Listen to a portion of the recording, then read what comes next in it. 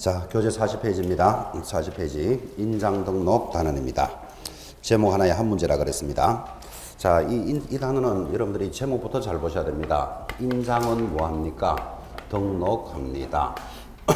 인장을 신고하고 사용해야 된다에 잘 걸려듭니다. 제목부터 잘 보실 것. 인장은 뭐한다? 등록합니다. 제목부터 꼭 기억하시고, 제가 인장은 제목이 중요합니다. 인장 등록입니다. 이렇게 강조하니까 등록을 강조해서 하고 싶었었는데 어떤 분이 인장은 뭡니까? 이렇게 묻는 분도 있었습니다. 아, 또 좀 놀랐죠. 그래서 첫째 줄을 읽어드려야 되죠. 인장에서 등록이 중요한 걸 그렇게 강조했는데 정작 인장을 모르고 있었던가 봐요. 상단에 이렇게 되어 있습니다. 개업 공인중개사 및 소속 공인중개사가 업무 개시 전, 거기 동그라미 씁니다. 업무 개시 전에 중개행위에 사용한 인장을 등록관청에 등록함으로써 책임 소재를 분명히 하여 의뢰인을 보호하고자 인장을 등록합니다. 그건 한마디로 도장을 등록해서 사용해야 된다, 그런 뜻이죠. 왜 의뢰인을 보호하는가 하면 이 인장을 아무거나 쓴다 그러면 나중에 문제가 됐을 때 이 계약서는 나는 쓴 게 아닙니다, 누가 썼는데 모르겠습니다, 이런 문제가 생길 수 있으니까 개업공인사는 반드시 이 인장을 사용하겠다, 도장을 사용했다라고 등록해놓고 책임의 소재를 정확하게 하는데 의미가 있습니다. 지금 여러분 거기 교재에는 의뢰인을 보호한다 라고 되어 있지만 사실은 개업공인중개사도 보호해주는 역할도 있습니다. 만약에 아무 도장이나 사용하다가 사고가 나면 개업공인사 자기가 쓴 게 아닌데도 불구하고 야, 책임져야 된다, 난감하겠죠. 근데 나는 이런 도장만 쓴다 라고 등록이 되어 있음으로써 누구도 보호해준다, 개업공인중개사도 보호해주는 역할도 합니다. 그래서 인장을 등록하도록 되어 있습니다. 내려가면 2번 인장의 등록과 변경 등록인데 인장 등록 의무자 중요합니다. 누가 등록합니까? 개업공인중개사 및 소속 공인중개사가. 언제까지 등록합니까? 업무 개시 전. 그런데 변경하면 며칠 내로? 7일 내로 변경 등록하죠. 7일의 동그라미. 숫자가 아주 시험에 잘 나왔습니다. 그리고 인장 등록 관청은 등록관청이고 등록 방법은 5번의 첫째 줄. 법인의 인장 등록은 인감증명서 제출로서 가름합니다. 그럼 인감증명서를 딱 갖다 내는 것으로서 대신하는데 개인은 사무소 등록 신청 시 또는 인장 등록 신고서 줄 거 놓고 제출함으로써 등록을 한다더라 까지를 읽었습니다. 정리해 볼까요? 인장 등록은 누가 합니까? 대답하시기 바랍니다. 첫째 누구? 개업공인중개사가 등록하고 그 다음 소속 공인중개사가 등록을 한다. 여기까지 체크하셨습니다. 이렇게 두 사람을 체크해 놓고도 법인의 임원도 등록한다, 이런 문제에 걸려들면 안 되죠. 여기 법인의 임원이라는 말이 없잖아 지금, 그죠? 개업공인중개사와 소속 공인중개사가 등록을 합니다. 자, 그런데 개업공인중개사만 나오면 세 사람을 찾아야 돼요. 첫 사람이 누구죠? 법인인 개업공인중개사, 공인중개사인 개업공인중개사, 그리고 부칙 6조인 개업공인중개사를 개업공인중개사의 종류들이랍니다. 자, 이렇게 분리를 딱 하고 나니까 결국은 인장을 등록해야 될 사람이 네 사람입니다. 법인, 공인중개사, 부칙 6조, 소속 공인중개사가 등록을 하는구나. 여기까지 구분하셔야 됩니다. 자, 그럼 이런 사람들이 무슨 인장을 등록해야 되느냐라는 문제가 이제 생기기 시작합니다. 그래서 법인은 하단에 보시면 법인의 인장을 등록합니다. 법인의 인장, 여러분이 현장에 나가면 만나게 됩니다. 모양이 대충 이렇게 생겼습니다. 서울, 중개, 주식회사, 대표이사, 이런 인장이 있습니다. 우리는 이것을 법인의 인장이다 이렇게 부르고 이런 도장을 등록합니다. 그런데 매년 시험에 나올 때는 법인은 대표자 인장을 등록해야 된다 이렇게 들어가면 틀린다. 이거 꼭 표시하시고, 서울 중개 주식회사 대표이사가 김갑동이다. 김갑동 도장을 등록하는 거 아닙니다. 대표이사 도장을 김갑동으로 등록해버리면 개인 도장 돼버린다니까요. 그래서 법인의 인장 하는 말을 꼭 주의하실 것. 자, 그 다음에 이제 공인중개사인 중개업자와 부칙 6조인 개업공인중개사, 소속 공인중개사는 무슨 인장을 등록합니까? 이런 문제가 생겼습니다. 그래서 역시 교재 하단에 보면 이 사람들은 가로, 세로 7에서 30mm 이내인 인장을 등록합니다. 예전에는요, 인감도장을 등록하라 이랬단 말이에요. 인감도장이 아니고 지금은 가로 세로 7에서 30mm 이내인 인장입니다. 그래서 우리는 이 말을 한마디로 뭐라고 부른다? 막도장 이렇게 불러도 되겠다. 그죠? 막도장을 등록합니다. 많이 내용이 달라졌죠. 예전에는 뭐였다고요? 인감도장에서 지금은 막도장을 등록하도록 되어 있습니다. 자, 이때 법인은 법인의 인장인데 오늘도 공부하셨지만 법인에는 분사무소가 있잖아요. 그럼 분사무소는 무슨 인장을 등록해야 됩니까? 이런 문제가 생겼습니다. 그래서 분사무소인 경우에는 교재 제일 하단에 있습니다. 상업등기 규칙에 따라 법인의 줄것입니다. 대표자가 보증하는 인장을 등록, 이것도 하여야 한다도 아니고 할 수 있다. 이런 걸 하여야 한다라고 들으니까 얼마나 이게 난감합니까? 할 수 있다. 줄 닦아놓고 제일 밑에 줄에 그를 뭐라고 부른다? 지배인 이렇게 부릅니다. 그래서 분사무소는 지배인 도장을 등록하는구나. 그래서 분사무소는 무슨 인장이라고요? 지배인 도장을 등록하는데 지배인 이렇게 제가 이야기하면 지배인이 누굴까요? 하니까 부킹 시켜주는 사람. 그런 지배인이 아닙니다. 지배인 하니까 부킹이 막 생각나는 사람도 있는 모양이고 어떤 사람은 지배인이 뭘까요? 하니까 강호동 이런 사람도 있습니다. 명찰에 강호동 있는 거 봤는 모양. 그 사람 어디 가본 사람이에요. 이 박지성 뭐 이런 거 붙어 있는 사람들. 그런 지배인이 아니고 지배인이 방금 뭐라 그랬죠? 대표자가 보증하는 인장을 등록할 수 있다. 그거를 뭐라고 부른다? 지배인 그랬잖아요. 지금 그죠? 이때 지배인 할 때 인이 인장할 때 도장인자입니다. 이게. 자, 그러면 이 지배인을 설명하려고 이렇게 예를 들어줍니다. 자, 여러분 필기는 하지 말고 국민은행 본점이 어디 있을까요? 국민은행 본점 서울에 있겠죠. 국민은행 본점에서 국민은행 수원지점을 만듭니다. 수원지점을 우리는 분사무소라 그랬잖아요. 그러면 수원지점을 만들고 수원지점장 김갑동, 만약에 이런 도장을 등록한다면 김갑동이 이전하면 또 이열순이 오면 이열순 도장 등록해야 되고 또 박갑식이가 오면 박갑식 도장을 등록한다면 이게 얼마나 불편하겠어요. 지점장 바뀔 때마다 도장을 등록해야 되니까. 그래서 국민은행의 대표자가 있습니다. 대표자가 보증하는 인장을 만들어서 보내줍니다. 그러면 이렇게 모양이 나오겠죠. 국민은행 수원지점장인 하는 도장을 만들어서 보내주면 사람은 누가 바뀌더라도 이 도장만 잘 관리하면 될 거예요. 자, 그러면 대표자가 보증하는 인장, 이걸 뭐라 부른다? 지배인 이렇게 부르지 부킹 시켜주는 사람이 아니라니까 지금. 그죠? 자, 그러니까 보통 법인들은 법인에서 대표자가 보증하는 인장이 지배인으로 사용하는 경우가 편리하니까 국민은행 등기부에 가보면 법인 등기부에 가보면 수원지점장인을 등록해놓고 사용합니다. 그래서 대체적으로 이렇게 쓰는 게 편리하니까. 그런데 더 재밌는 말은 지배인 도장을 반드시 쓰라는 말은 아니었잖아요. 대표자가 보증한 인장을 등록할 수도 있다 이랬잖아요. 지금 그죠? 그러면 지배인 도장을 사용 안 하면 무슨 도장을 쓴다? 역시 법인의 인장을 사용해도 된다는 것을 기억해 놓으셔야 돼요. 법인의 인장이라는 말은 어차피 분사무소도 법인 소속이니까 법인의 인장 이런 말이겠죠. 국민은행 수원지점에서 국민은행장 이런 도장을 써서 사용해도 된다 안 된다? 되지. 어차피 국민은행 수원지점은 누구를 위해서 일한다? 국민은행을 위해서 일하고 있잖아요. 그죠? 그래서 국민은행장 하는 법인의 인장을 써도 된다고. 근데 수원에서 법인 인장 가져와 버리면 그럼 본점은 뭐를 써야 되는데 이런 문제가 생기니까 지배인 도장을 만들어서 보내준다니까요. 자, 그럼 다 정리하면 법인은 법인의 인장이고 분사무소는 지배인 도장을 사용하여야 한다면 틀려요. 할 수도 있고 법인의 인장을 그대로 써도 돼. 됐죠? 여기까지를 주의해서 감 잡으셔야 됩니다. 이 부분을 강조 안 하면 제일 힘듭니다. 여러분들이 대표자가 보증하는 인장을 사용하여야 한다. 그러면 틀린다니까요. 할 수 있다. 개념을 딱 잡으셔야 되고. 자, 그러면 이제 어떤 도장인지는 알았다면, 그러면 인장 등록하는 방법은 뭡니까? 하니까, 법인은 법인 인감 증명서를 딱 제출합니다. 법인 인감 증명서 하나 딱 제출하는 것으로 가름하는데, 공인중개사 부칙 6조 소속 공인중개사들은 인장 등록 신고서라는 양식이 있어요.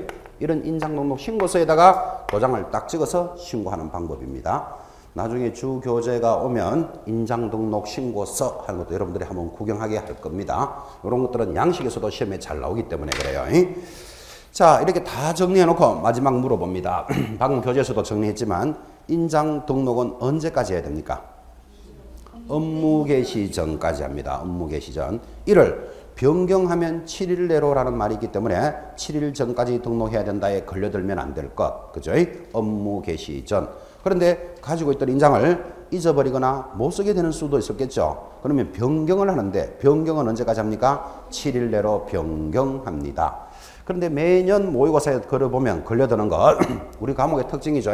자기는 다 안다고 찍었는 게 나중에 채점해보면 다 틀린다고. 어디서 틀린가 하면 7일 내로 변경 등록합니까? 변경했다고 신고해야 됩니까? 변경 등록합니다. 그래서 인장은 무조건 등록입니다. 변경했을 때는 7일 내로 신고해야 한다. 이런 문제에 막 걸려든다니까 지금. 그죠? 그래서 지금 굉장히 강조하잖아요. 인장은 제목부터가 중요하다니까. 인장은 무조건 뭐 한다? 등록한다. 제목부터 딱 입력시키셔야 됩니다. 이런 것들이 주의해야 될 부분들입니다. 뭐 지금까지 계속 수업하면서 여러분 다 전달하고 있지만 우리 중개사법 굉장히 쉽습니다. 선생님도 잘 가르치는 것 같습니다. 또 여러분들도 열심히 하는 것 같습니다. 근데 점수는 뭐 그렇지 42.5, 52.5만 눈물 핑 돌도록 나옵니다. 그 이유가 뭐다? 이런 거를 놓치면 안 돼요. 근데 이거 하루아침에 잘 안 돼요. 계속 수업 들으시면서 이제 한번 틀려도 보고 자꾸 이렇게 훈련을 시키는 이유를 이해하셔야 됩니다. 그래서 우리 이 과목, 중개사법 이 과목은 다른 과목도 여러분들 공부하실 시간이 바쁘기 때문에 우리 과목 이만큼은 수업 시간에 해결하게 해주겠다. 이게 수업의 목표입니다. 별도로 따로 다른 과목도 공부하기 바쁜데 이것까지 별도로 예습 복습 안 하도록 만들겠단 말이에요. 그러려면 우리 이 시간 중개사법 시간만큼은 결석은 하지 마라. 이걸 굉장히 강조했습니다. 그렇게 해서 이제 합격의 지름길로 가는 과목이어야 합니다. 자, 여러분들은 인장 등록하겠습니까? 나중에 중개업을 할 때는 인장을 등록하고 사용해야 되는데 언제까지? 업무 개시 이전까지. 등록하는 방법은 법인이면 인감증명서를 제출하고 법인이 아닐 가능성이 많죠.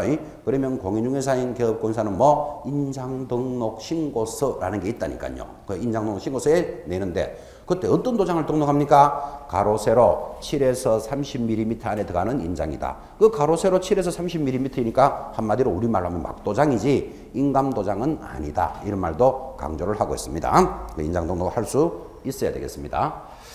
그 지금 이제 입문서니까 이 정도로 가지만 우리 본교재는 가로 세로 7에서 30mm라는 것도 시험에 나왔고 이런 도장을 등록하는데 우리 주교재에 보면 주민등록법상에 있는 성명이 들어가야 돼요. 개인들이 자기 이름을 쓰는데 이름을 여러 개 있는 사람이 있다 없다? 여러 개 있는 사람 많습니다. 또 가명, 예명 이런 것도 많습니다. 여러분 잘 알다시피 나훈아라는 유명한 이름이 있는데 나훈아 본명 아니다는 거 아시죠? 모릅니까? 나도 본명은 잘 모릅니다. 최머라든가 강mon가 있습니다. 하여튼 어쨌든 자기 본명보다도 더 유명한 이름도 많습니다. 그러니까 주민등록상에 있는 이름으로 등록돼야 돼. 그죠? 가명 이런 거 안 되고 성당에 다닌 사람은 까따리나 뭐 이런 이름도 있어요. 그런 거 등록하면 안 돼요. 절에 다닌 사람들은 무슨 또 뭐 절에 다닌 사람 이름을 뭐라 합니까 그거? 뭐 본명 뭐 이런 거 있죠. 그죠? 그런 거 등록하면 안 된다고요. 호 이런 거 등록하면 안 돼요. 주민등록상에 있는 이름으로 7에서 30mm입니다. 규격도 7에서 30mm, 그럼 7mm에서 30이니까 한 이만큼 하겠죠. 동그랗게 해라, 네모타게 하라 이런 규정은 없습니다. 하여튼 규격이 7에서 30mm 이내인 인장인데 이런 규격을 왜 주는가 하면 안 주면 그죠? 어떤 사람은 옥새 같은 이런 도장을 하나 등록도 해놓습니다. 옥새 비슷한 거 이런 거 있죠. 그죠? 그래가지고 계약서에 한 장 찍어버리면 계약서에 도장 찍는데 탁 찍어버리면 도장이 턱 찍어버리면 대책 안 쓰잖아요. 그죠? 그래서 이렇게 못하게 하려고 7에서 30mm라는 숫자도 중요합니다. 이거. 그래서 시험에도 난 적도 있고. 도장이 요만한 도장도 있을까요? 있습니다. 이를 콩도장 그럽니다. 이 콩을 일본말로는 마매 그러거든요. 마매인 그래요. 마매인. 그게 뭔가 하면 여러분 금전 출납부 같은데 뭐 금액이 127만 원 들어왔다. 얼마 뭐 125만 원 들어왔다. 여기 확인한다고 도장 콩 작은 도장 찍는 거 보셨죠? 요거를 마매인 그래요. 마매인. 콩도장 그러는데 이런 도장 등록하면 된다 안 된다? 안 돼. 글자가 안 보이기 때문에. 그래서 규격도 의미가 있다는 걸 잘 기억하셔야 돼요. 설렁설렁 공부하면 그냥 뭐 이런 인장이겠지가 아니라니까요. 7에서 30mm 이내인 인장이라는 규격도 그런 의미에서 중요한 모습입니다. 자, 그렇게 인장을 등록하라 그랬습니다. 근데 등록을 위반했습니다. 그러면 제재가 당연히 따라가겠죠. 오른쪽에 봅니다. 4번 위반 시의 제재. 1번 개업 공인중개사가 위반하면 제재가 뭘까요? 하니까 6월 이내의 범위 내에서 뭐 받습니까? 업무 정지 사유입니다. 2번 소속 공인사는 위반하면 뭐가 받습니까? 6월 이내에 자격 정지입니다. 이거 구분해야 됩니다. 자, 이런 이야기 하고 있는 것 같네요. 인장 등록이라는 단어를 공부하셨는데 위반할 수 있는 사람이 어차피 두 사람밖에 없잖아요. 개업 공인중개사가 소속 공인중개사가 위반할 수밖에 없죠. 개업 공인중개사가 위반하면 6월 이내에 뭐 받는다? 업무 정지 받습니다. 그런데 소속 공인중개사가 위반하면 6월 이내에 뭐 자격 정지다. 자, 그래서 여러분들은 앞으로 이런 감각도 배우셔야 됩니다. 인장 등록이라는 하나의 주제 밑에 대상자를 다르게 처벌하잖아요. 이렇게, 그죠? 시험에 잘 나오는 파트입니다. 이제 앞으로 이런 것도 많이 강조할 거예요. 하나의 주제 밑에 대상자를 다르게 처벌하는 것 잘 봐야 된다. 이런 거 주의하셔야 됩니다. 자, 드디어 또 자격정지라는 사유가 돌아왔습니다. 이제 이 자격정지가 들어오면 또 이렇게 노래를 부를 겁니다. 자격정지, 거기 밑에 줄 끊어놓고 노래 제목 적습니다. 자격정지,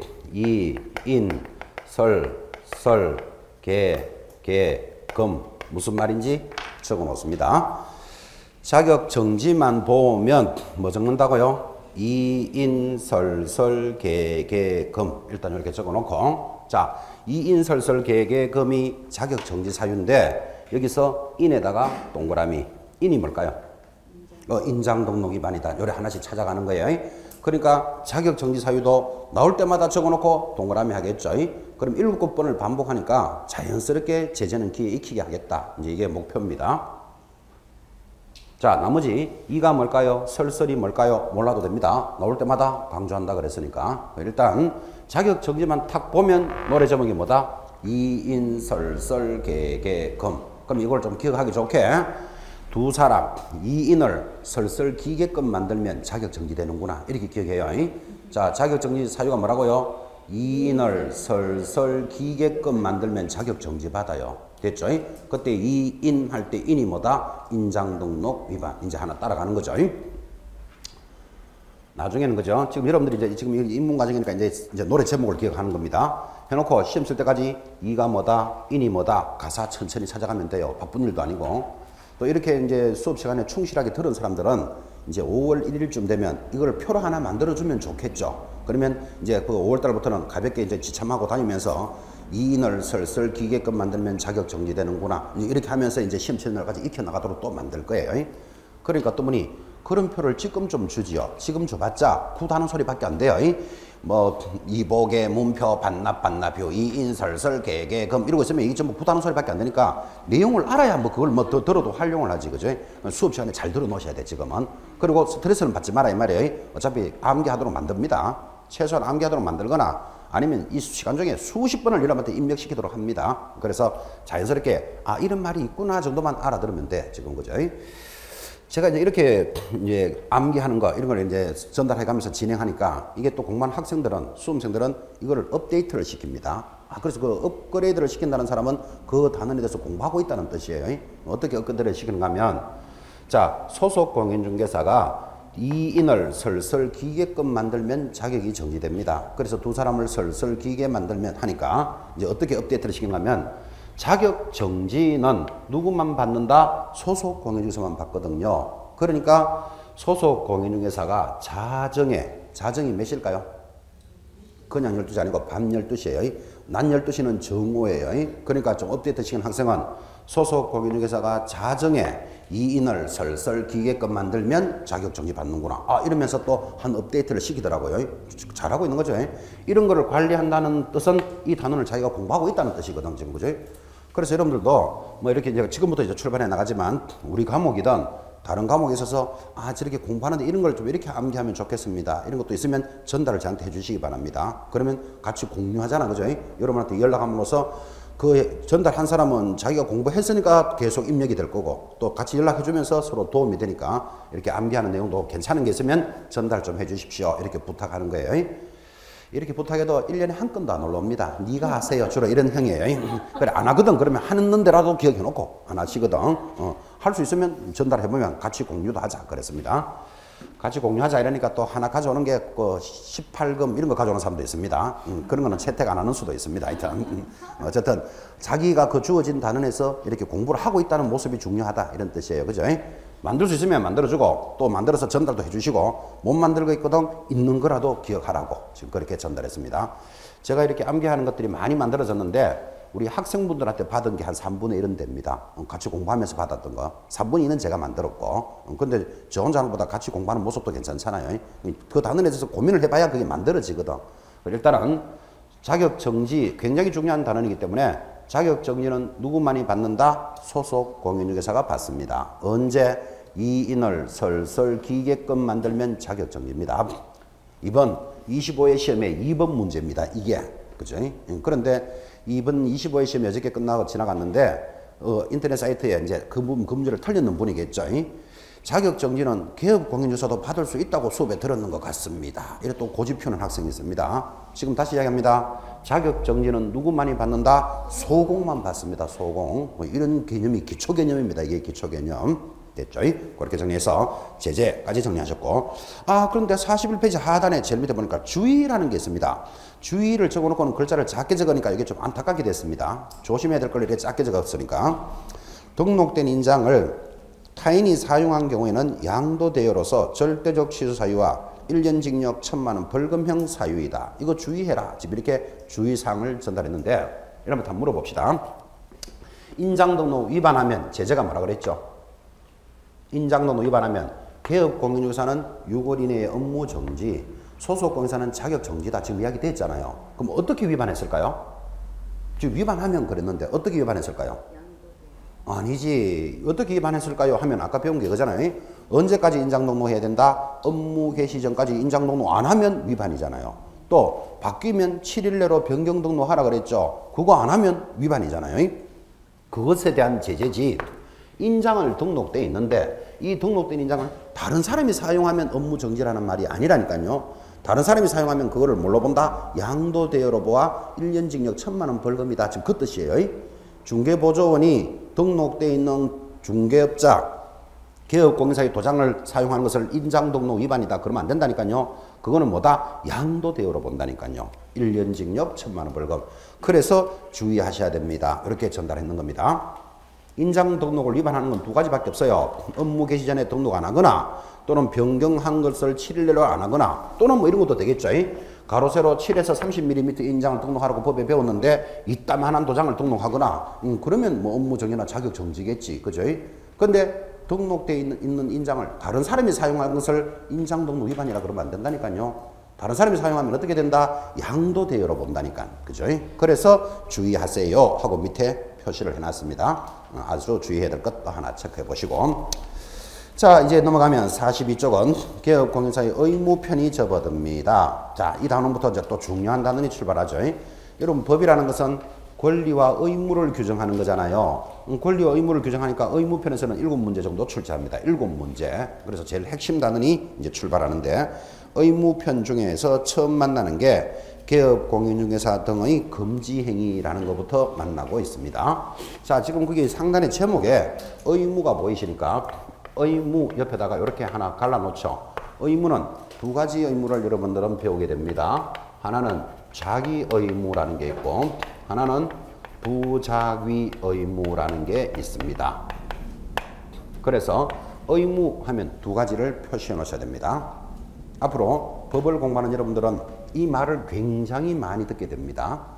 의무는 뭐가 있다고요? 자기 의무와 부자기 의무가 있다. 그럼 자기 의무가 무슨 뜻입니까? 하면 굳이 이걸 한자로 적으면 좀 더 재밌는데, 여러분 적지 말고 자위 의무 이렇게 적죠. 선생님 의무는 못 적는 것 같다. 의무도 한자 적을 줄 압니다. 그게 중요한 거 아니니까. 그래서 자위라는 것은 자기 여기에 시작하다 할 때 작자입니다. 위자는 하다 할 때 위자입니다. 그러면 자위는 무슨 뜻이다? 시작해야 되는 의무. 그 시작해야 되니까 반드시 해야 되는 의무입니다. 그러면 부자기는 뭘까요? 부, 작, 위 이렇게 적겠죠. 하여서는 아니 되는 의무를 부자기 의무다 이렇게 갑니다. 그래서 우리 중개사법에서의 의무는 자기 의무와 부자기 의무로 구분하고 있다. 이런 지문이 뜨면 맞다. 기억하셔야 돼요. 의무에는 뭐 자기 의무와 부자기 의무로 구성되어 있다. 이게 두 가지가 있고, 자기 의무는 반드시 해야 되는 의무, 부자기는 하여서는 아니 되는 의무입니다. 근데 지금 우리 의무는 뭐부터 나왔다? 금지행위가 나왔으니까 하여서는 아니 되니까 그것을 뭐라고 부른다? 금지행위다. 이 말이 하고 같은 말이잖아요. 그래서 여러분 하단의 제목 부작위 의무 금지 행위라는 걸 딱 보면서 옆에다가 부작위 의무 이렇게 딱 적어 놓으셔야 된다고. 그래서 금지 행위나 부작위 의무 하여서는 아니 되는 의무 같은 말이죠. 이렇게 구분을 해 놓습니다.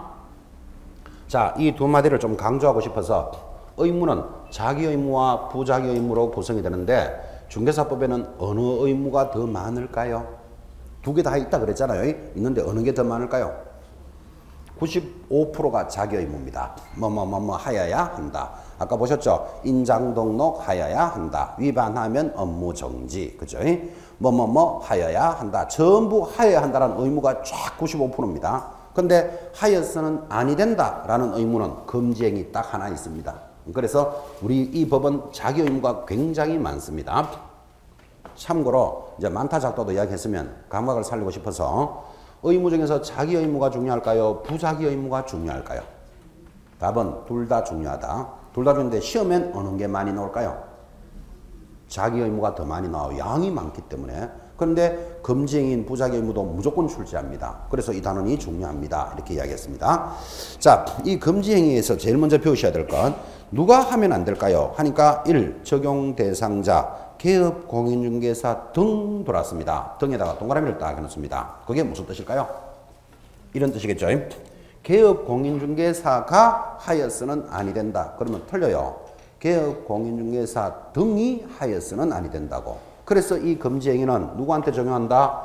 개업 공인중개사도 하여서는 아니 되고 소속 공인중개사도 하여서는 아니 되고 중개보조원도 하여서는 아니 되니까 이런 사람을 묶어서 뭐라고 부른다? 개업 공인중개사 등 이렇게 부르는 거예요.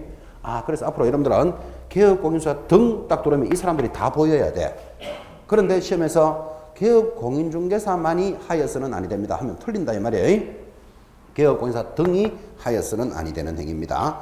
자, 밑에 읽어보니까 2번 위반 시의 효과. 거래계약의 효과는 유효하다. 수수료 청구권은 어떻게 된다? 인정한다. 라는 것은 좀 이따 이야기하기로 하고 이제 드디어 금지행위가 나타났는데 하단. 이 금지행위는 지금까지 시험에 빠진 적이 한 번도 없기 때문에 당연히 선생님 입장에서는 이게 분석이 다 돼 있겠죠. 그래서 이 금지행위가 출제되는 모습이 딱 정해져 있습니다. 첫 번째 초급 수준은 금지행위 제목을 아십니까? 이게 첫 번째 조건입니다. 두 번째는 이런 금지행위를 하면 형벌, 제재가 뭡니까? 이게 두 번째 조건. 세 번째 조건은 이런 금지행위는 중개사법 전체에 대해서 어떻게 영향을 끼칩니까? 이게 나오는 방법이 세 가지가 딱 정해져 있다니까요. 자, 그러면 오늘 입문 과정에서 여러분이 금지행위에 접근할 때는 최소한 제목하고 형벌은 기억해놔야 돼. 그래야 이제 앞으로 이 문제를 대응하기 때문에. 그러면 금지행위가 출제될 때는 항상 어렵게만 나옵니까? 아닙니다. 제목 정도만 아는 수준으로도 충분히 출제합니다. 원래 25회 시험도 금지행위 제목을 아십니까? 이 정도로 가볍게 물어줬습니다. 그래서 형벌과 제목을 기억합니다. 자, 2번에 내려오니까 1년 이하의 징역 1,000만 원 벌금에 해당되는 것으로서 1번 당해 중개대상물의 거래상 중요사항에 관하여 거짓된 은행 그 밖의 방법으로 의뢰인의 판단을 거르치게 하는 행위를 하여서는 아니 된다. 이렇게 제목이 나오니까 말이 얼마나 깁니까? 그래서 핵심 단어 거짓된 은행 동그라미. 내려가면 2번 법정 수수료 또는 실비를 초과하여 금품을 받거나 그 밖에 사례, 정려 등 어떠한 명목으로라도 금품을 받는 행위를 금지한다. 이렇게 들었습니다. 말이 많죠? 금품의 동그라미. 이제 핵심 단어를 체크하고 있습니다. 3번 중개대상물의 매매를 업으로 하는 행위를 금지합니다. 매매를 업 동그라미. 4번 등록을 하지 아니하고 중개업을 영위하는 자 이를 뭐라 그럽니까? 무등록 개업 공인중개사라 그럽니다. 인사실을 밑줄 긋습니다. 알면서 이 알면서 빠지면 틀려요. 알면서 줄 꺼놓고 그를 통하여 중개를 의뢰받거나 그에게 자기 명의를 이용하게 하는 행위를 금지합니다. 이 말이 무슨 말인고 하니까 옆에다가 적기를 협조행위 이렇게 적어줍니다. 그래서 무등록업자임을 알면서 협조행위를 금지합니다. 협조하는 행위. 자, 이것이 1년 징역 1,000만 원 벌금에 4가지였다면 오른쪽에 3년에 2천만 원짜리는 3가지가 있는데 앞으로 여러분들은 이거를 4가지로 갈라서 공부할 거예요. 뭐 이유도 있는데 자, 3년에 2천만 원짜리 1번 양도, 알선 등이 금지된 부동산의 분양, 임대 등과 관련 있는 정서 등의 매매 교환, 정서 동그라미. 2번 은행과 직접 거래를 하거나 직접 거래 동그라미. 쌍방을 대리하는 행위를 금지합니다. 쌍방 대리 동그라미. 마지막 3번 탈세 등 관계법령을 위반할 목적으로 소유권 보존 등기 또는 이전 등기를 하지 아니한 부동산이나 관계법령의 규정에 의해서 전매 등 권리의 변동이 제한된 부동산의 매매를 중개하는 등. 아따 말도 많다 그죠? 마지막 핵심 투기를 조장하는 행위를 금지합니다. 투기의 동그라미. 자, 그러면 이제 여러분들 법 조문을 읽어드렸는데 앞으로 금지 행위는요 하고 탁 들어오면 이제 노래를 이렇게 부를 겁니다. 지금 동그라미 한 것들입니다. 거금을 받고 매매에 협조하게 되면 지금 체크하다 보니까 1년 이하의 징역 1,000만 원 벌금이고 정서 동그라미 하셨죠? 직접 거래, 쌍방 대리, 투기를 조장한 것을 동그라미 했는데 위반하면 3년 징역 2,000만 원 벌금이다 라는 것을 지금 교재로 보고 그냥 체크를 했습니다. 자, 여러분 딱 보면 금지하여서는 아니 되는 행위는 노래부터 기억합니다. 거금을 받고, 거금이 뭘까요? 거금이 큰 돈이다 이렇게 생각하면 되죠. 거금을 받고 매매하는데 협조하면 1년에 1,000만 원씩 법니다. 1년에 1,000만 원 법니다. 그런데 이게 마음에 안 들거든. 어떻게 하면 된다? 정서를 직접 쌍방으로 투기를 하면 3년에 2,000만 원을 버는구나. 됐죠? 이렇게 이제 크게 제목을 잡습니다. 자, 왜 이렇게 수업을 해야 됩니까? 필요성을 좀 느꼈으면 좋겠습니다. 지금 금지행위에 매매 협조라는 4가지 지문을 딱 던지고 여기 정서 이런 걸 하나 턱 걸어놓고 5가지 사항 중에서 성격이 다른 것을 찾으시오 하면 쫙 읽으면서 요놈이 성격이 다르죠. 나머지는 전부 얼마? 1년에 1,000인데 요거는 3년에 2,000이잖아. 그죠? 이렇게 물어 들어오는 게 기초 문제라니까요. 마찬가지 정서를 직접 쌍방으로 투기하면 3년에 2,000입니다. 그랬잖아요. 그런데 여기에 거짓된 은행 이런 걸 하나 턱 걸어놓고 5가지 중에서 금지행위로서 성격이 다른 놈은 요건 제목을 읽으면서 여러분들은 탁 찍어내야 된다고. 전부 3년에 2,000인데 하나는 1년에 1,000이잖아. 그죠? 이 대비를 하는 거예요. 이렇게 출제되는 형이 제일 많이 나옵니다. 자, 그래서 지금부터 이제 노래 외웁니다.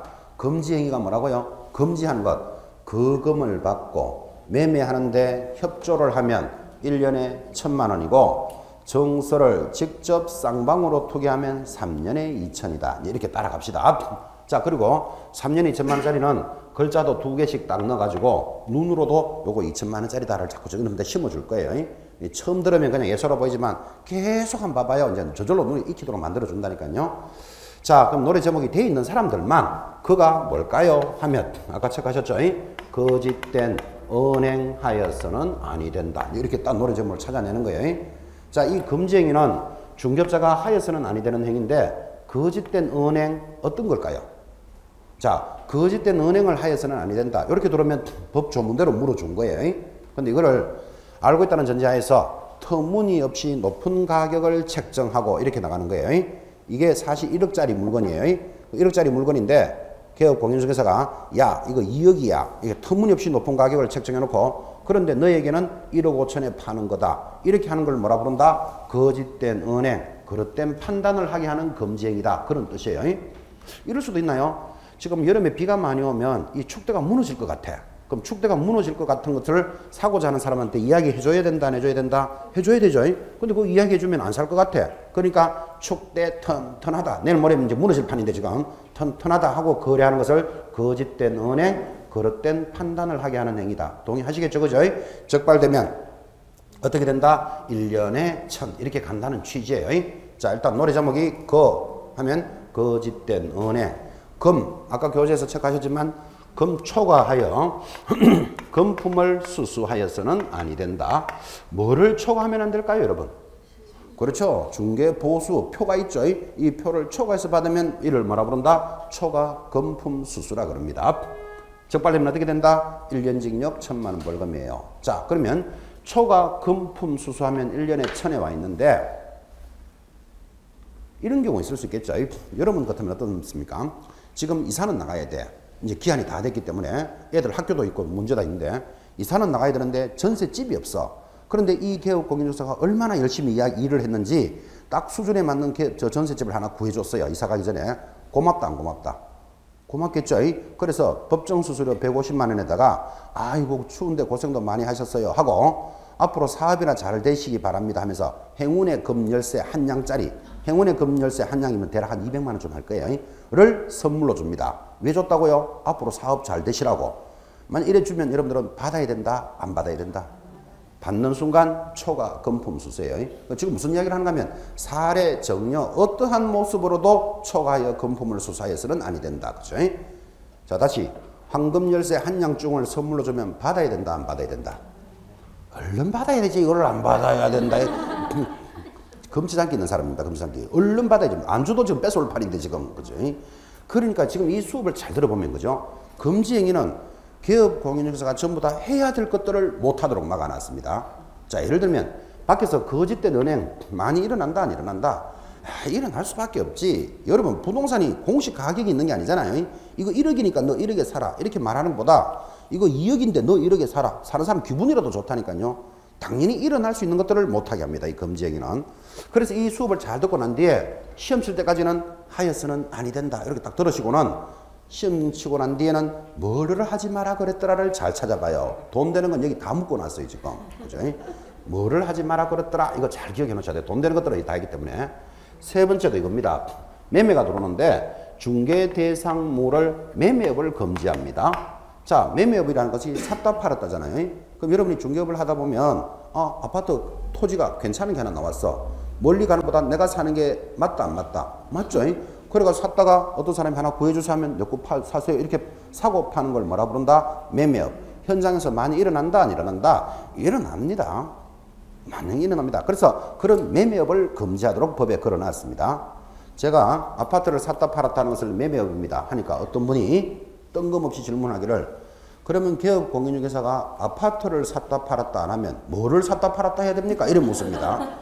여러분 매매업을 해야 된다 중개업을 해야 된다. 중개업을 해야 돼. 샀다 팔았다를 왜 못하게 하는가 하면 항상 샀다 할 때는 싸게 샀다가 팔 때는 비싸게 판다는 전제가 있기 때문에 법에서 매매업을 금지하는 거예요. 그런데 반대로 비싸게만 사가지고 계속 싸게 팔아봐요. 한 달 있다가 훈장 내려와요. 불우이득이 잘한다고. 그랬을 리가 없다고. 그래서 우리 법에서는 개업공인사는 샀다 팔았다를 자기 개인적인 이익을 못취하도록 만들어 놓은 거예요. 법으로. 그건 그렇고 여러분들은 앞으로 괜찮은 부동산 있으면 사야 된다 안 사야 된다? 사야지. 적발되면 어떻게 된다? 1년 동안 면회 간다. 그거 기억해 놓으셔야 돼요. 1년 징역 1,000만 원 벌금이에요. 뭐 해야 될 것들을 다 막아놨다니까요. 자 그러면 매매업을 금지한다 그랬지 시험에서 슬쩍 임대업 이런 말이 들어오면 금지가 아니다. 이런 정도는 찾아내야 되겠죠. 또는 교환업을 하지 마라. 이런 말이 있다 없다? 없다. 이런 거 주의하셔야 돼요. 그래서 매매업을 금지합니다. 자, 이 매매업을 금지한다 그러니까 또 이런 질문이 들어옵니다.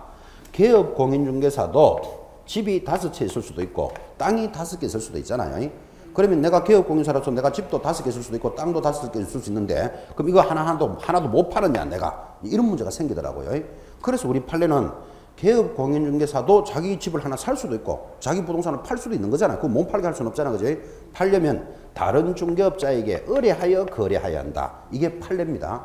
자 다시 개업공인중개사가 매매업을 금지한다 그랬잖아요. 매매업을 샀다가 팔았다를 금지하지만 자기 거 하나 살 수도 있고 팔 수도 있어야 되는 거잖아. 그러면 그렇게 팔아야 되고 사야 될 일이 있으면 어떻게 하라고요? 다른 중개업자에게 의뢰하여 거래하여야 한다. 이게 판례입니다. 자 그런데 판례는 그렇게 들었지만 참 모양도 웃깁니다. 내가 지금 중개업을 하고 있는데 내 집을 사기 위해서 어이 박 사장 우리 집 좀 사주세요 해가지고 수수료 주고 사라 이 말이에요 지금. 이게 현실적으로 그건 안 맞잖아요. 현실적으로는. 그지? 자기가 중개업을 하면서 김 사장 뭐 우리 아파트 좀 팔아주세요. 지금 이렇게 하라 이 말이에요 지금. 그지? 판례는 좋지만 그게 말이 되나? 그게 현실적으로 안 맞잖아. 그죠? 그렇지만 판례 기억해 놓으셔야 됩니다. 그래서 결국은 중개업자가 중개업자하고 거래하는 것은 위반이 아니다. 요거 기억해 놓으셔야 돼요. 판례는 뭐라고요?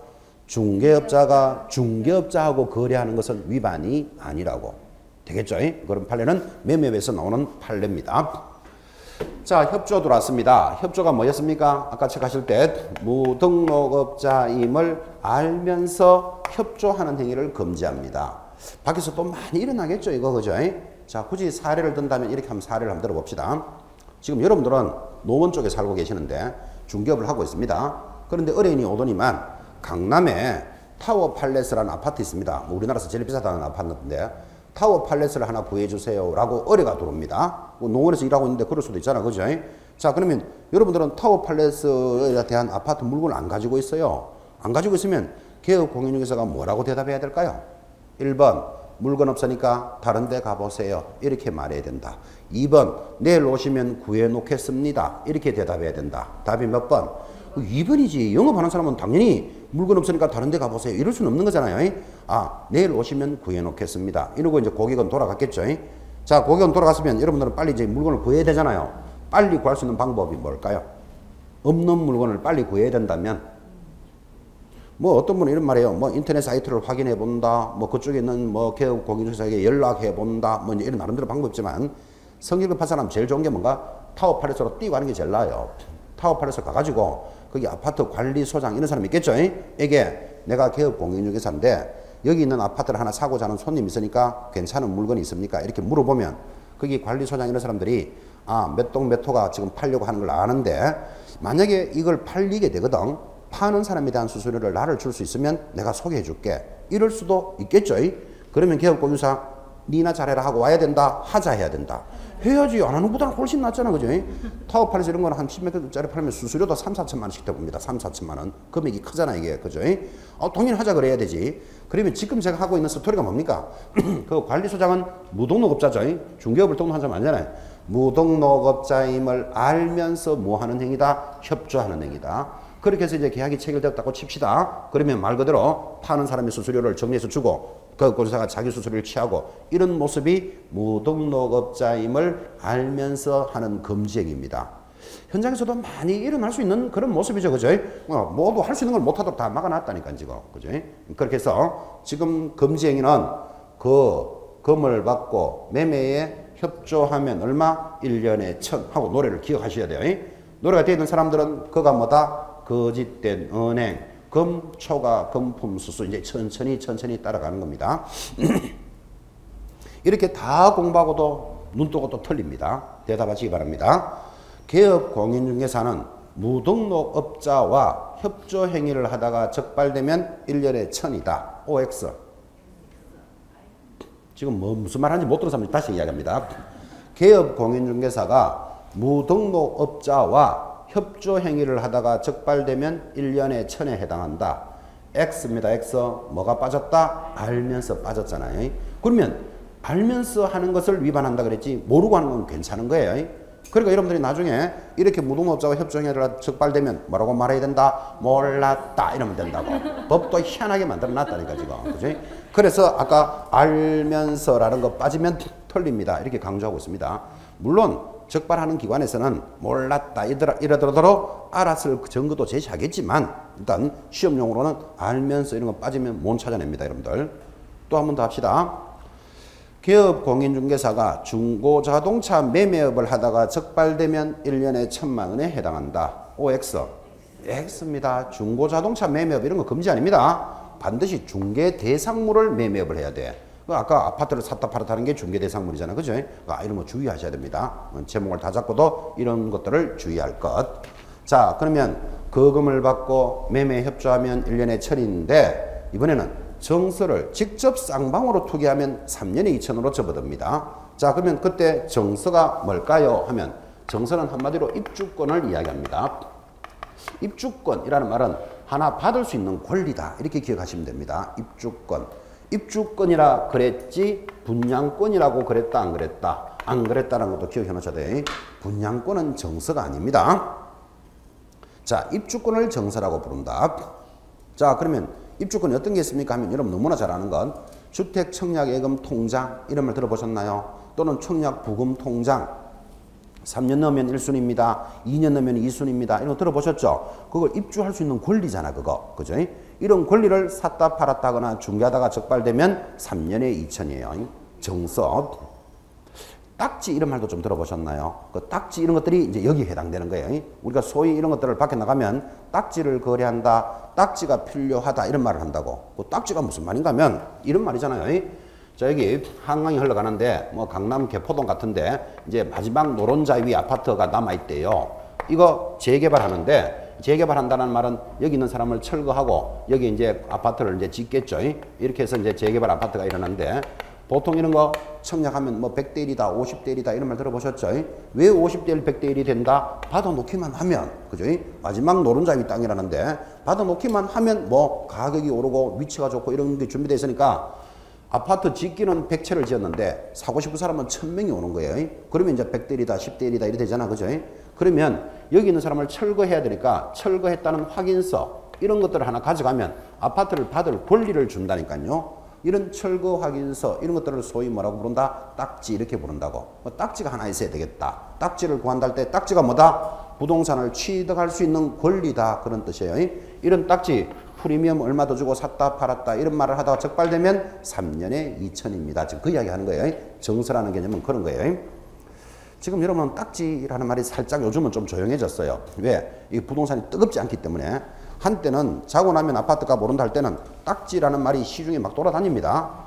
그러니까 여러분들이 현장에 나왔을 때 딱지를 구한다, 딱지가 필요하다 이런 말이 돌아다니면 아, 돈 되는구나 이거 기억하셔야 돼요. 돈 되기 때문에 그거 구하는 거거든. 돈 된다 옆에다가 갈라 열고 걸리면 3년에 2천이다 이까지 기억해 놓으셔야 됩니다.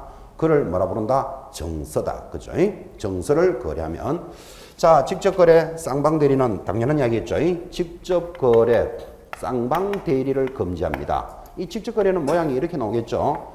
개업 공인중개사가 물건을 파는 자 값, 사는 사람 을 사이에 개업 공인사가 중개를 하는데 중개를 하다 보니까 이 물건을 팔아달라고 왔어요. 매도 의뢰가 돌았다 이 말이에요. 그런데 이게 한 5억쯤 되는 토지인데 나 이민 가야 되니까 빨리 3억에 좀 팔아주세요. 이렇게 온 거예요.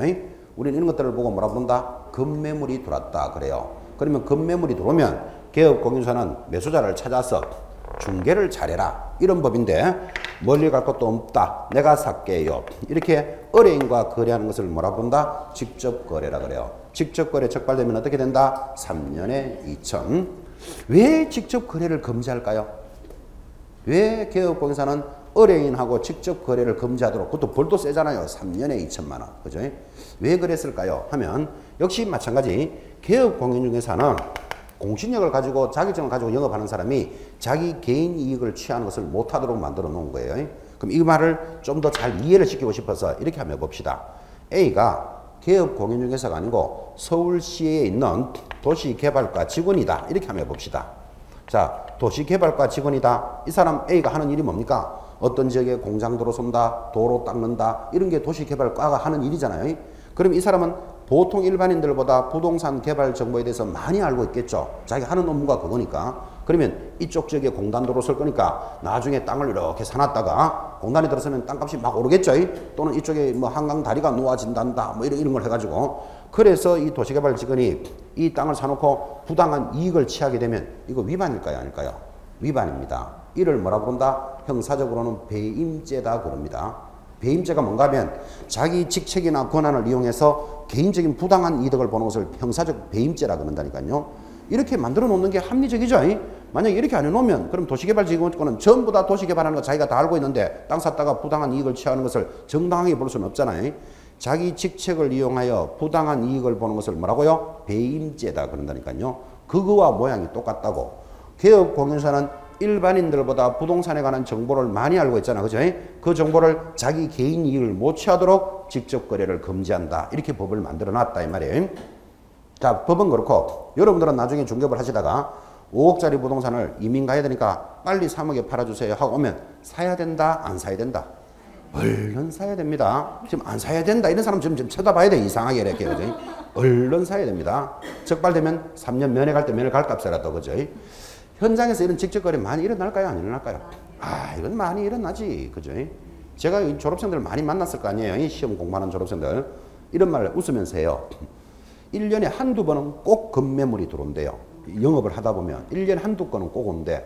그래가지고 뭐 예를 들면 3억짜리를 사놨다가 나중에 5억에 팔면 그 2억이 남잖아요. 1년 동안 중개한 것보다 그 한 건, 두 건 하는 게 훨 낫는 거예요. 사실은 개업공인사들은 뭐 중개수 수리를 많이 받아서 수익을 보겠다는 것보다 재산 관리하는 재테크하는 데 도움도 억수로 되는 거예요. 1년에 한두 건은 꼭 들어온다. 그래. 딱 보면 이거는 무조건 사놓으면 돈 되는 물건 그런 거 그죠? 자, 그럼 참고로 사놓으면 무조건 돈 되는 물건 중개한다, 자기가 산다. 자기가 제일 좋은 물건 자기가 사요. 그 다음 좋은 물건은 누구? 친구, 친척한테 소개해요. 일반인들한테 오는 물건은 보편적인 것만 오는 거예요. 보편적인 거. 여러분하고 입장 바꾸더라도 마찬가지잖아요. 이게. 그죠? 그래서 1년에 한두 건은 꼭 온다. 그래서 내가 그걸 사가지고 얼마나 남았다는 거 아닙니까? 이래 자랑도 한다니까요. 속으로 갈로 열고 직접 거래 적발되면 3년에 2천인데 그거는 시험용이고 그거는 시험용이고 그러니까 결국 이렇게 따져보면 검증이는 전부 다 해야 될 걸 지금 못하게 하고 있다 그랬잖아. 그죠? 그래서 시험 공부할 때는 똑바로 앞으로 쫙 공부하시고 시험 끝나고 나면 뒤로 보라 그랬죠. 뭐부터 하지 마라 그랬지를 자꾸 집중적으로 봐요. 돈 되는 거 다 들어가 있기 때문에. 적발되면 면회 가는 건 나중에 이야기입니다. 쌤 말 듣다가 면회 오셔야 되는데 그런 말은 하지 말고 하여튼. 그래서 돈 되는 것들을 전부 묶어놨습니다. 제가 이렇게 이야기하고 있잖아요. 지금 그죠? 개업공인사가 5억짜리 부동산을 빨리 3억에 오면 자기가 사서 뭐 이제 팔면 좋습니다. 이렇게 이야기하니까 어떤 분이 그럼 중개업을 하는 사람이 3억이라도 있어야 사지요. 이렇게 물을 수 있는데 개업공인사는 3억 없어도 사요. 얼마만 있으면 되는가면 3억짜리 물건이니까 계약금 3천만 원만 있으면 돼. 그럼 이 사람하고 계약 딱 하죠. 1월 1일 계약금, 2월 1일 중도금, 3월 1일 잔금 이렇게 계약 딱 하고는 석 달 동안 시간 있잖아. 그죠? 개업공인사가 하는 일이 뭐다? 밥만 먹고 하는 일이 매수자 찾는 게 자기 일인데, 그죠? 찾아가지고 5억에 탁 팔면 계약금 받아서 넘기고, 중도금 받아서 넘기고, 잔금 받아서 싹 정리해주면 남는 거 얼마 남는다? 2억이 남는다니까. 그래서 개업공인사는 3억이 없어도 된다니까. 계약금만 있어도 돼요. 3천만 원. 계약금도 없어도 돼. 왜 또 계약금도 없어도 되는가 하면 지금 부동산 옆에 가면 투자 상담 이런 것도 적어 놓으셨죠. 요즘 여러분 아시다시피 돈 1억을 그죠? 은행에 놓으면 은행 이자 얼마 될까요? 1년에 한 2, 30만 원밖에 안 돼요. 그래서 지금 마이너스 금리라는 말을 해요.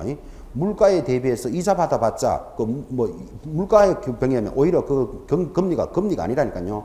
그럼 1억을 넣어봤자 1년에 2, 30만 원 이익을 보는데 만약에 개업공인사가 계약금도 없다. 그런데 나 3천만 원만 불려주시면 석 달 만에 이자를 500만 원 드리겠습니다. 하면 투자자들이 줄 쫙 씁니다.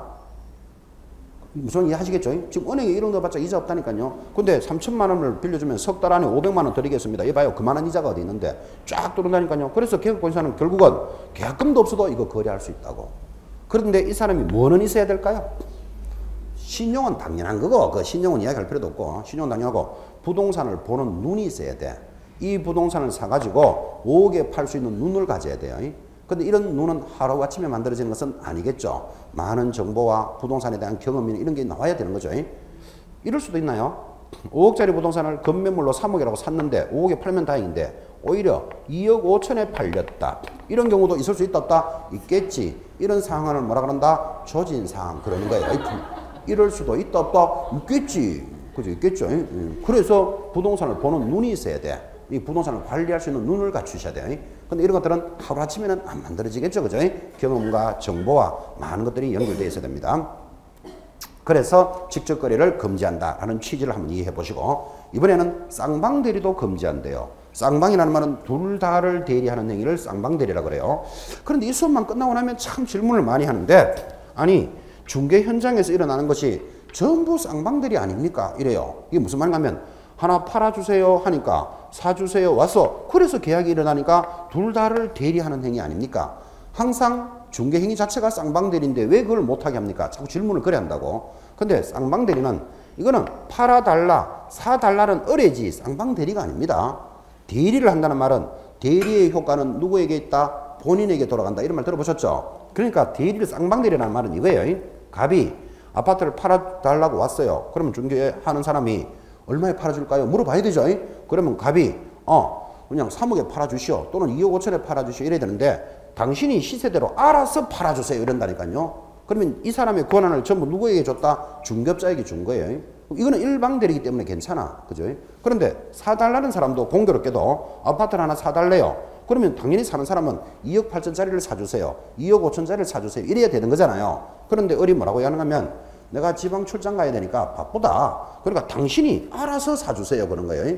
모든 권한을 누구에게 줬다? 개업공인중개사에게. 자, 그럼 이 개업권자는 파는 권한과 사는 권리를 모두 다 가지고 있으면 쌍방대리예요. 그럼 이게 부당이득이 생긴다고. 어떻게 생각하면 알아서 팔아달라 그랬죠? 그래, 3억에 팔아줄게. 알았어. 이 사람 알아서 사달라 그랬죠? 그래, 3억 2천에 사줄게. 자기가 앉아서 계약 다 하는 거예요. 하고 나면 얼마 차익이 생긴다? 2천만 원에 대한 부당이득이 발생하잖아. 이 부당이득이 발생하는 행위이기 때문에 쌍방대리를 금지한다. 그런 취지예요. 되겠습니까? 그런데 우리 민법은 당사자가 허락을 하면 쌍방대리는 해도 좋다라고 민법은 양보를 해주는데 중개사법과 민법이 충돌하면 어느 법을 따라야 된다? 중개사법이 특별법이죠. 절대로 하여서는 아니 된다를 기억해 놓으셔야 돼요. 그래서 시험 지문에서 당사자들이 뭐 병원에 갑자기 입원하는 바람에 그죠? 쌍방대리를 하였다 이런 문제가 올라오는 이유가 그런 데 있는 거예요. 그렇더라도 하여서는 아니 된다고. 민법은 당사자들이 허락을 하면 해도 좋다. 그렇지만 중개사법은 절대로 안 된다. 이거 기억해 놓으셔야 됩니다. 시험용으로. 이 쌍방대리 또는 직접 거래는 중개업을 한 분이 부당한 이익을 가져가기 때문에 막아놓은 제도예요. 시험에서도 요 두 파트가 시험에 제일 잘 나와요. 검증 중에서. 거의 뭐 매회 시험에서 빠진 구절이 없습니다. 자, 이제 마지막입니다. 마지막 검증이 투기 돌았는데 한마디로 뭐라고 부른다? 투기를 조장하는 행위를 금지합니다. 그 웬만한 건 걸면 전부 다 투기 조장에 해당이 되죠. 대표적으로 뭐 미등기 전매 행위 이런 것들이 다 투기를 조장하는 겁니다. 미등기 전매 행위라는 것들이 이런 겁니다.